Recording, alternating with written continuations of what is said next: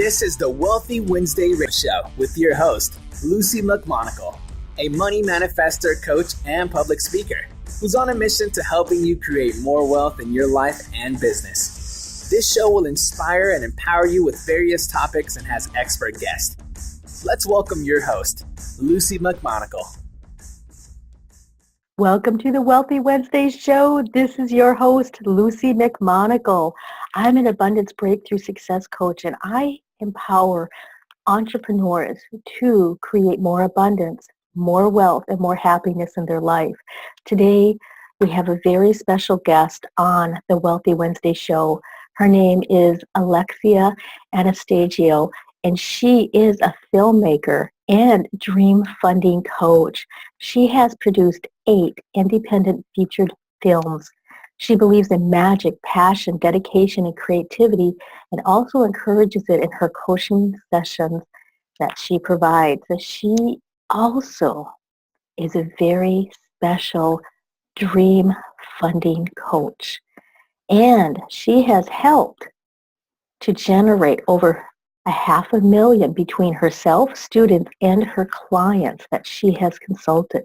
So if you have a dream that you would like to have funded, stay tuned because Alexia is going to give you secrets and she's going to tell you how to get her very special pre-launch checklist. Welcome to the show, and Alexia. Thank you so much for having me, Lucy. I am so excited. You have featured films and documentaries in different areas. Could you tell us a little bit about your featured films that you have created? Sure.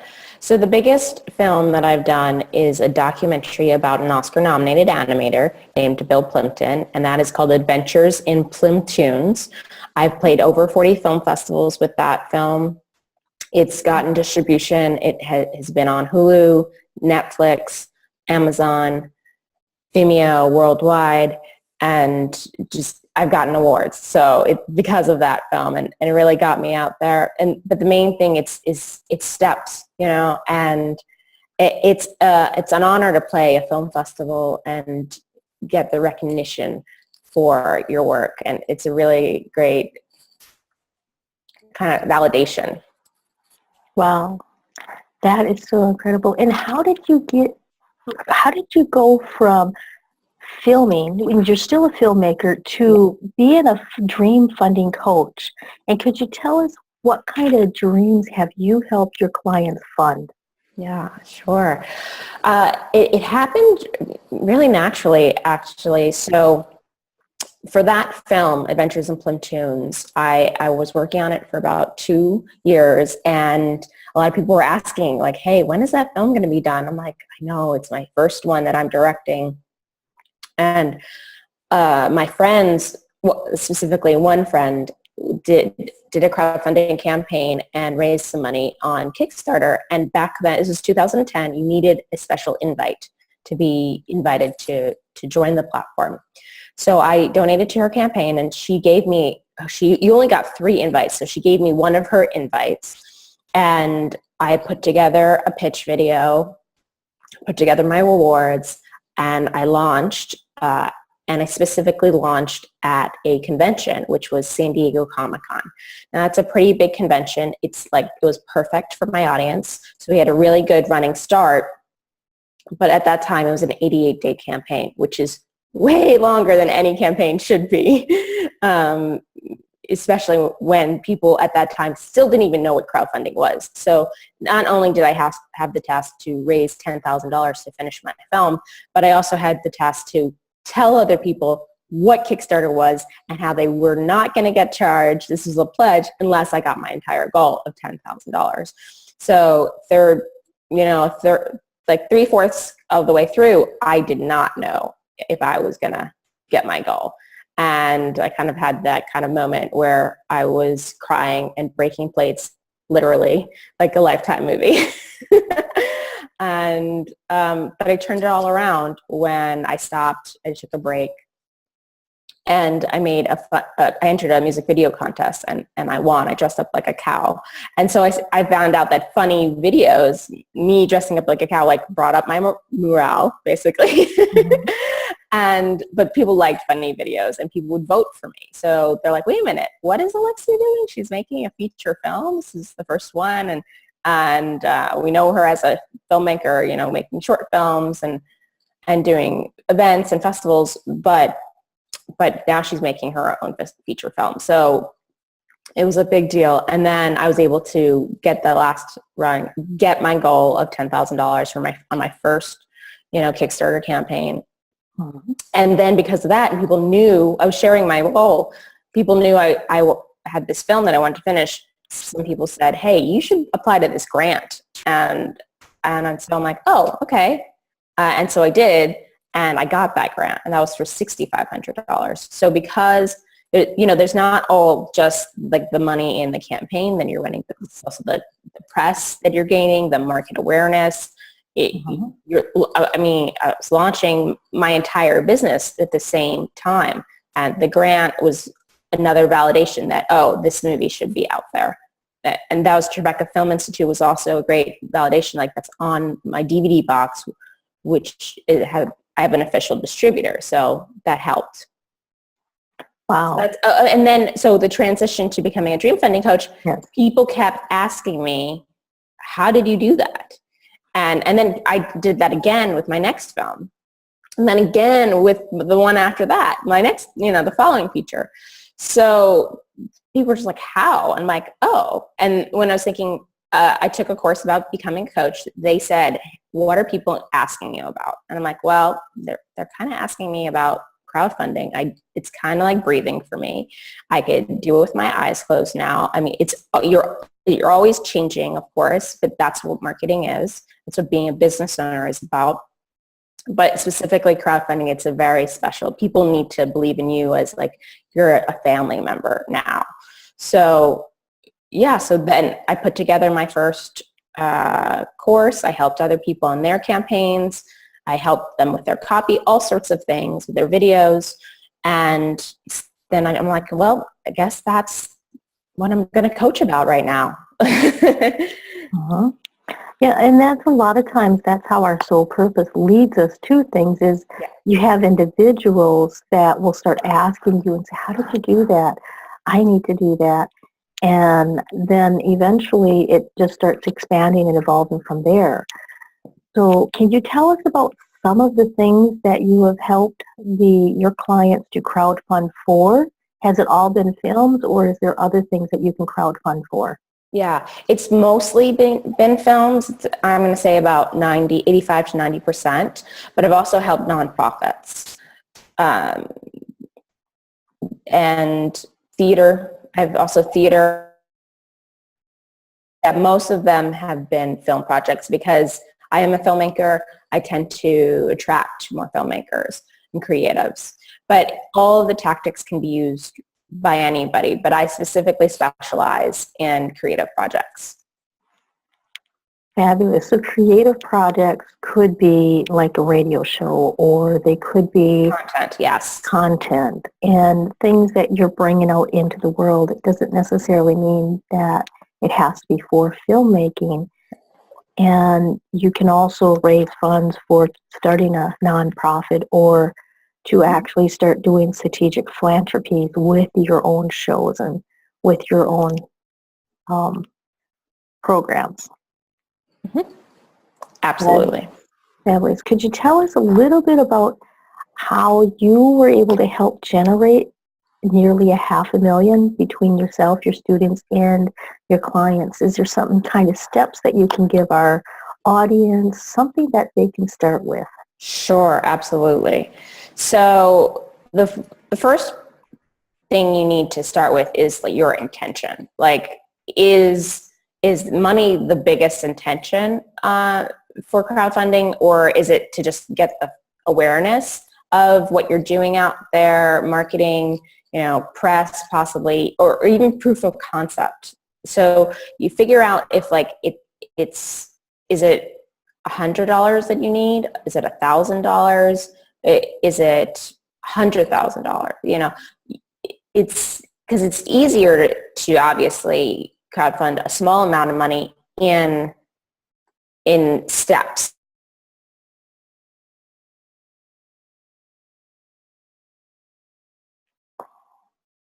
So that's one tip to start off with.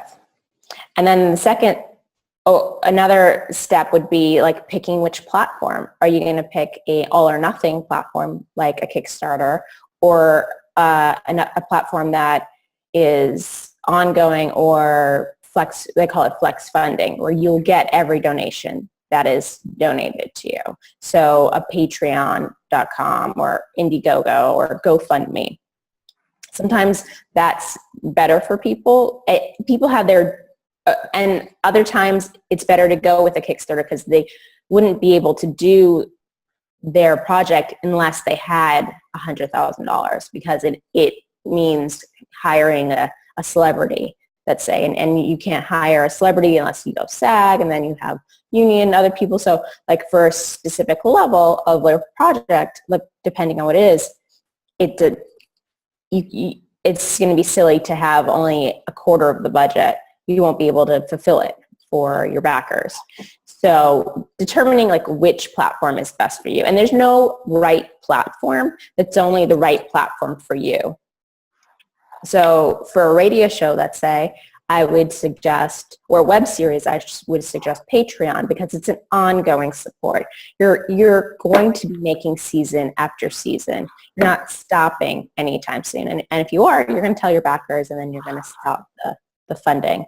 But you want ongoing support rather than a launch, go, stop, and having to ask permission again and again. People are in it for the long run. It's kind of more of a marriage than, okay, I'm going to date you once and that was fun. Yeah, and that makes a lot of sense. So it really depends on what your specific needs are, what your goals are, and what you're trying to accomplish. So as an example, if your goal is to make a film, then that would be more like a Kickstarter. But if your goal is to create a strategic philanthropy between what you're doing, if it's a radio show or if you're producing a book or etc., then you could have it on an ongoing basis. Is that correct? Correct. Fabulous. Wow, that's really interesting. And can you tell us how exactly does somebody go about, building a team, or do they need a team? Can you do it on your own? Yeah, you can do it on your own, of course, but there's different levels. So it's preferential if you have a team, because even if it's a volunteer team, you don't really want to do it alone. It's kind of like baseball, it's not really fun. Like who are you pitching to? So when you divide up tasks, and even for mindset and accountability, it's best to have a team. So see if your parents can chip in, your siblings, your neighbors, like a couple of friends from Facebook or Twitter, like that really believe in your project, and to have as your core crew. That makes sense. And can you describe some of the mindsets that somebody would have to have in order to do this? What are some of the things that you said you didn't know if you were going to fund yours, you broke down, you were crying, and then all of a sudden your turning point was entering something that you dressed up as a cow in. And that was really the breakthrough for you. It really was. And thank goodness I had that cow seat in the closet. So I would say prepare. Definitely prepare. It's not, crowdfunding is not for the faint of heart. It is a marathon. And so you have to prepare for the long haul and pace yourself. So plan out a launch event. Plan out, getting press along the way. Plan out your Twitter feed. I mean, a lot of these things you can pre-schedule now using Hootsuite. And you can use tools like live streaming throughout your campaign. In my last campaign, this was not there when I was first starting out, but in my last campaign, that saved me. I did a 24-hour dance-a-thon through the last 24 hours of my campaign, and I got a whole bunch of donations in that time frame. And thank goodness. And now I have a new community that is asking about my film, who wants to help, who's spreading the word. And so that is part of it. Wow. That is good. Can you tell us a little bit about your checklist that you have for the individuals, and maybe just give us a couple of sneak previews on what's on the checklist. I've put together a before you launch checklist, which you can get on my website, alexiaanastasio.com. But the main thing is you want to start doing research. I researched for about 2 months before I started my first campaign. You want to especially reach out to people that have similar campaigns than you. Ask them their tips and tricks, like what was their best advice. And sometimes you'll get a new friend from that as well. And it might be your first backer. You don't even know.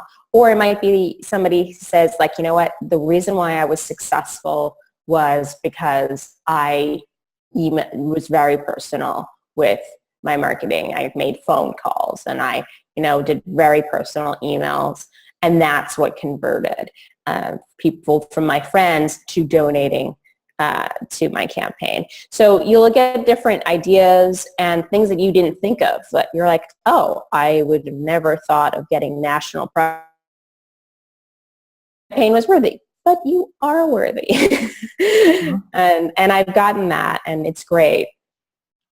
Now, you've mentioned a couple of times that, setting up your Twitter feeds, setting up your Facebook Live feeds, and you've mentioned media and press. Is there right or wrong ways that you can do press when you're doing a Kickstarter or when you're doing a fundraiser or a crowdfunding? Yeah, I don't think so. There's only like your way. You want to be professional about it, but now it's very much about relationships and emails versus in the past it was about your press release. Now your press release is like, that's nice, but we just want to, they get so many press releases, they mostly go in the trash. So it's really about getting a very personal email that you've researched what the value that you can offer them, and they want it because they want to be the first to get that story. So you have a story, so you want to express your story to the outlet that you're reaching out to, and it could be a podcast, it could be a video show, it could be a blab. It doesn't have to be just ABC or NBC, but it could be that as well. But also you might have a connection to somebody that has national or local press. You never know. So kind of check the people, maybe your LinkedIn, check the people around you, ask around, and you must know somebody who knows somebody. That sounds fabulous. I'd like you to talk a little bit on what your website is, and how individuals can get a hold of this checklist for the pre-launch checklist. And then you also, can you explain any tips or strategies that you would like to leave with our audience? Sure. Yeah. So you can get that before you launch checklist on my website, which is alexiaanastasio.com. That's ALEXIAANASTASIO.com. And by signing up for my newsletter, and then you'll get the checklist automatically. And some more strategies are just first planning ahead for your entire campaign, having a marketing strategy and knowing what your outcome is, going where success, goes, like you asking, like I said.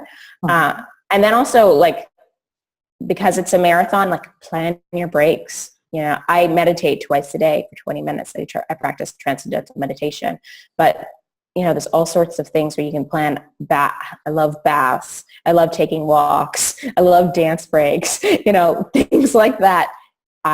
If I didn't have that, I don't know how I would get through my campaigns, because it's, it's a constant. It's every day. It's not like, okay, this is launch day and then it's done. No, this is launch day, and then tomorrow is launch day, and then you have another launch day, because you want to keep that momentum through either the 30-day campaign, if you're doing it on Kickstarter, which I suggest, or if you have a more ongoing thing on Patreon, you still have a launch and you still want to say, like, this is us launching the campaign and make a big deal about it. If it's live streaming or otherwise, to get out your outreach. Fabulous. Can you tell us a little bit more about Patreon and how do you spell that? How do you get to that website? Yeah, Patreon is patreon.com. And that's the website. It's an ongoing support. So you could donate $1 a month towards a creator, and that's more of the marriage that I was talking about. Oh, okay. That's fabulous. So, Alexia, I'd like to thank you for being on the Wealthy Wednesday show. I am so incredibly excited, and individuals can find you at your website, which is AlexiAnastasio.com. And they can also find you on Facebook, and they can find you on Twitter. And you are also offering a free 15-minute brainstorming magical session. And we have the link for that listed below on the radio show and on the YouTube channel that this is going to be posted on. So thank you for being on the Wealthy Wednesday. And I would like to thank my audience. I really appreciate you listening to the Wealthy Wednesday show.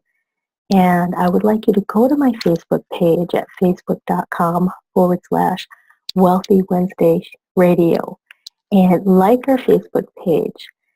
I am also offering you a fabulous free gift for listening to this radio show. So go to my website at lucymcmonagle.com. That's LucyMcmonagle.com, and you will receive 10 keys to unlocking 6 figures. So until next time, many blessings. Bye-bye.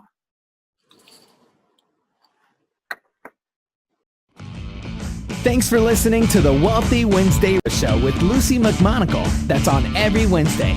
Join us next time for more inspiration and empowerment from various topics and expert guests. To personally contact Lucy McMonagle, visit LucyMcmonagle.com. That's LucyMcMonagle.com. Until next time, many blessings.